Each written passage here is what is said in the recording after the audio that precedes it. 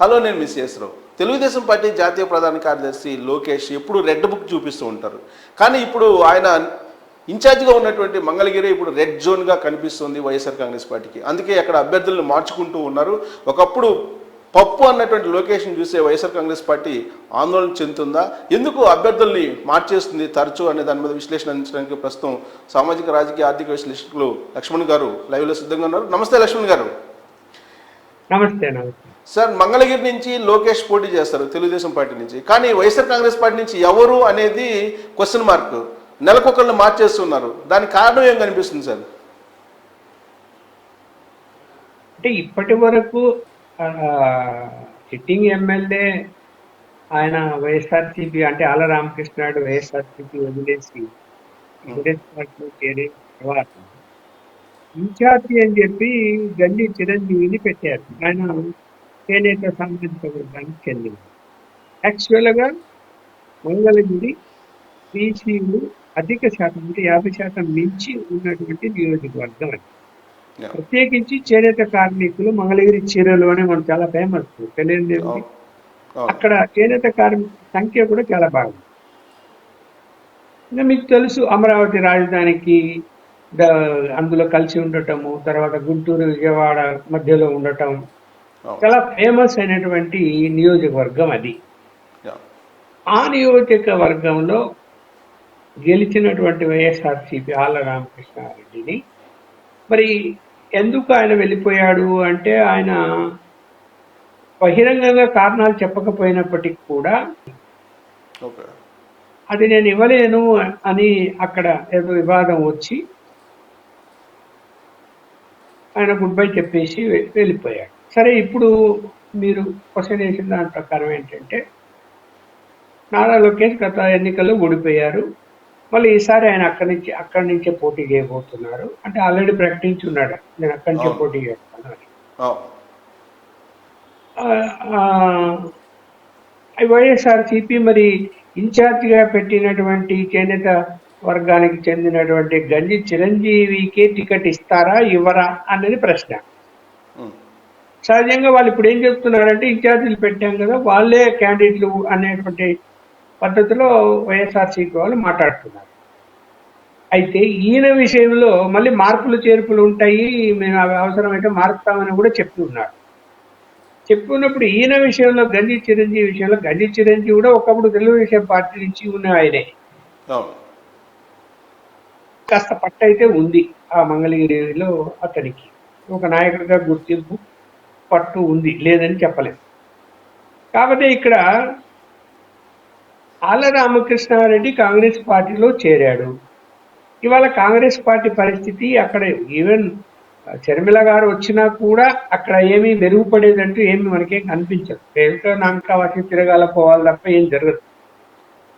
కానీ పార్టీ తరఫున ఆయన ఇమేజ్ ఆయనకు అవసరం లేకపోయినా ఆయన ఒక శాసనసభ్యుడిగా అక్కడ చేసినటువంటి పనులు, ఆయన పనితీరు, ఒక నాయకుడిగా గుర్తింపు ఉంది కాబట్టి ఆయనకంటూ కొన్ని సొంత ఓట్లు ఉంటాయి.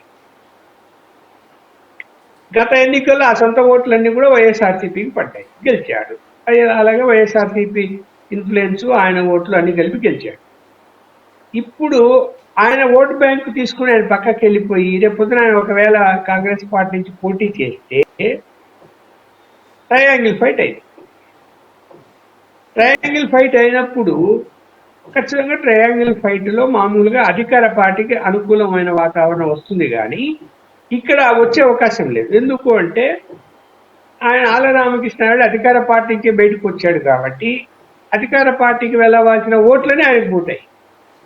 అలాగే తెలుగుదేశం ఓట్లు సాలిడ్గా పడితే ఇంకా అభ్యర్థిని వాళ్ళు ఎవరైనా పెట్టుకొని వైఎస్ఆర్సీపీ నుంచి ఈజీగా నారా లోకేష్ గెలిచే అవకాశాలు ఉన్నాయి.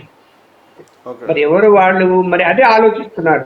ఒకటి, ఇప్పుడు మనకున్న ఇన్ఫర్మేషన్ ప్రకారం లక్ష్మణ్ గారు, మనకున్న ఇన్ఫర్మేషన్ ప్రకారం గంజి చిరంజీవిని ఆడ ఇన్ఛార్జిగా పెట్టారు. బట్ ఆయన మళ్ళీ లేటెస్ట్ గ్రాఫ్ తీసుకున్న తర్వాత కాండ్రు కమల్ని ప్రవేశపెట్టారు 2 రోజుల క్రితం. కాండ్రు కమల్కి అభ్యర్థిత్వాన్ని ఇచ్చే అవకాశం ఉంది వైఎస్ఆర్ కాంగ్రెస్ పార్టీ అని వస్తూ ఉంది. ఒక లోకేష్ విషయంలో ఫస్ట్ నుంచి వాళ్ళు చెప్తుంది ఏంటంటే పప్పు ఆయన ఆయన ఎమ్మెల్యేగా గెలవలేకపోయారు ఇంతవరకు, ఆయన యువగాళం చేయటం ఏంటి, ఆయన ఒక నాయకుడైన తెలుగుదేశం పార్టీకి అని విమర్శించినట్లు వైసీపీ ఇవాళ అభ్యర్థిని పెట్టుకోవడంలోనే తడబడుతున్నట్టు కనిపించట్లేదా? ఇప్పుడు ఆళ్ళ రామకృష్ణాడి కంటిన్యూ అయింటే ఇంకా వేరే ఆలోచన ఉండేది కదా, ఆయన బలమైన అభ్యర్థి.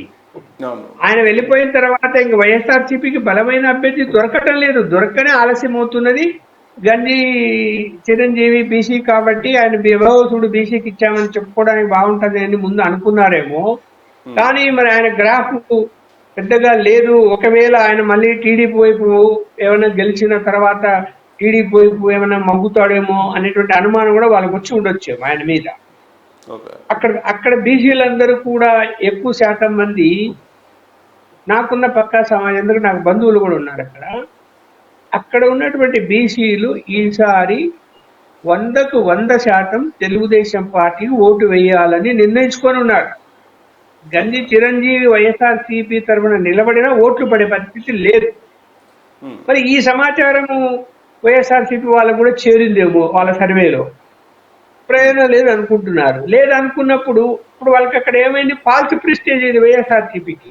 ఆళ్ళ రామకృష్ణారెడ్డి వెళ్ళాడు, ఆళ్ళ రామకృష్ణారెడ్డి సంగతి చూడాలి ఒకటి. రెండోది, ఆ ఎట్టి పరిస్థితుల్లో నారా లోకేష్ గెలవకూడదు. ఇప్పుడు వాళ్ళ టార్గెట్ 175కు 175 కదా, ఈవెన్ చంద్రబాబు కూడా గెలవకూడదని కదా, నారా లోకేష్ కూడా గెలవకూడదని అనుకున్నప్పుడు మరి ఇంకా బలమైన అభ్యర్థి కావాలా? ఏది ఆళ్ళ రామకృష్ణారెడ్డి కంటే బలమైన అభ్యర్థి కావాలా? ఎక్కడున్నారు బలమైన అభ్యర్థులు? ఇప్పుడు మీరు చెప్పే పేరు ఆయన మరి ఎంత ఆయన బలం ఉందో నాకైతే సమాచారం లేదు. కాండ్రు కమల ఆవిడ ఆల్రెడీ కాంగ్రెస్ పార్టీ తెలుగుదేశంలోకి వచ్చారు, తెలుగుదేశం పార్టీ నుంచి మళ్ళీ ఇప్పుడు వైఎస్ఆర్ కాంగ్రెస్ పార్టీలోకి వచ్చారు కాండ్రు కమల. సో ఆవిడ బలమైన అభ్యర్థి అని చెప్పి అనుకుంటూ ఉన్నారు. ఇప్పుడు చిరంజీవికి అయితే లేదన్నట్టుగా సంకేతాలు ఇచ్చారని చెప్పి తాజాగా తెలుస్తుంది. అయితే ఈ మొత్తం ఎపిసోడ్లో ఒక బలమైనటువంటి లీడర్గా లోకేష్ని చూస్తుంది అనిపిస్తుందా వైఎస్ఆర్ కాంగ్రెస్ పార్టీ? అక్కడ ఏమైందంటే, గత ఎన్నికల్లో ఆయన ఎందుకు ఓడిపోయారు అంటే, అక్కడ ఈ గుంటూరు హైవే రోడ్లో వచ్చినటువంటి అపార్ట్మెంట్లు, తర్వాత ఇల్లు, కొత్తగా నిర్మించిన ఇల్లు, గేటెడ్ కమ్యూనిటీ, ఇవన్నీ వీటిల్లో ఏమైపోయిందంటే వెస్ట్ ఈస్ట్ గోదావరి జిల్లాలకు చెందిన వాళ్ళు ఎక్కువగా అక్కడ కొన్నారు. ఉన్నప్పుడు ఏం చేశారంటే వాళ్ళందరూ ఓట్లు వాళ్ళు ఆ కొత్తగా చేరినటువంటి వాటిల్లో ఇన్క్లూడ్ చేయించుకున్నారు. అక్కడ ఉన్నాయి, ఇక్కడ ఉన్నాయి. లాస్ట్ మూమెంట్లో ఏమైపోయిందో మరి వాళ్ళు ఏమి ఆలోచించారో నాకైతే ఇప్పుడు సమాచారం లేదు, కానీ వాళ్ళు ఇక్కడికి వచ్చి ఓటు వేయకుండా అక్కడనే ఓట్లు వేసేశారు. అట్లా దాదాపు 22,000 ఓట్లు ఇక్కడ వేయలేకపోవడం వల్లనే నారా లోకేష్ ఓడిపోయాడు అన్నది సమాచారం. దానివలన ఇప్పుడు ఆ పరిస్థితి ఉందా, ఓటు హక్కుంగా వాళ్ళు అక్కడ పెట్టుకున్నారా లేదా క్యాన్సిల్ చేసుకున్నారా నాకైతే సమాచారం లేదు. అక్కడ క్యాన్సిల్ చేసుకుని ఇక్కడ ఉంచుకున్నారు. చాలా మంది అప్పుడు ఇంకా ఇళ్లలో చేరలేదు, ఇప్పుడు చేరారు. ఆ ఇళ్లలో అంత అపార్ట్మెంట్లో అన్నింటిలో వచ్చేసి ఉన్నారనమాట. వచ్చేసి ఉన్నారు కాబట్టి ఆ 20,000 గెలుపు ఓటములు చాలా ఇంపార్టెంట్ అవి. ఎందుకంటే అవన్నీ పక్కా తెలుగుదేశానికి సంబంధించిన ఓట్లే. అవి వచ్చి ఉండి వాళ్ళందరూ మళ్ళీ అక్కడ ఉంటే మాత్రము వాళ్ళు అక్కడే ఓటేస్తారు. ఇప్పుడు అక్కడే ఓటేస్తే ఆ విషయంలో మరి నారా లోకేష్ గారికి శ్రద్ధ తీసుకోగలిగితే, దాన్ని కరెక్ట్గా సర్వే చేసుకొని ఒకవేళ ఎవరైనా లేకపోయినారే బాబు రాండి ఇక్కడ ఉండండి ఓటేయండి అని చెప్పుకోగలిగితే ఆయన ఓడించడానికి అవకాశం లేదు. రైట్ అండి, thank you very much Lakshman గారు విశ్లేషణ అందించినందుకు. సో నారా లోకేష్ పప్పు కాదు, ఇప్పుడు నిప్పులాగా కనిపిస్తున్నారు వైఎస్ఆర్ కాంగ్రెస్ పార్టీకి. ఆయనకి ధీటైనటువంటి అభ్యర్థి కూడా ఆ పార్టీకి దొరకనటువంటి పరిస్థితి. అందుకే రోజుకొక అభ్యర్థి కోసం అన్వేషణ చేస్తూ ఉన్నారు. సో రాబోయేటువంటి రోజుల్లో అదొక రెడ్ జోన్గా వైఎస్ఆర్ కాంగ్రెస్ పార్టీకి కనిపిస్తూ ఉంది. ఆ రెడ్ జోన్లో ఎవరిని లోకేష్కి పోటీగా నిలపాలి అనేది జగన్మోహన్ రెడ్డికే అంతుపట్టని ఒక సమస్యగా మారింది. సో ఎలాంటి అభ్యర్థిని తీసుకొస్తారు?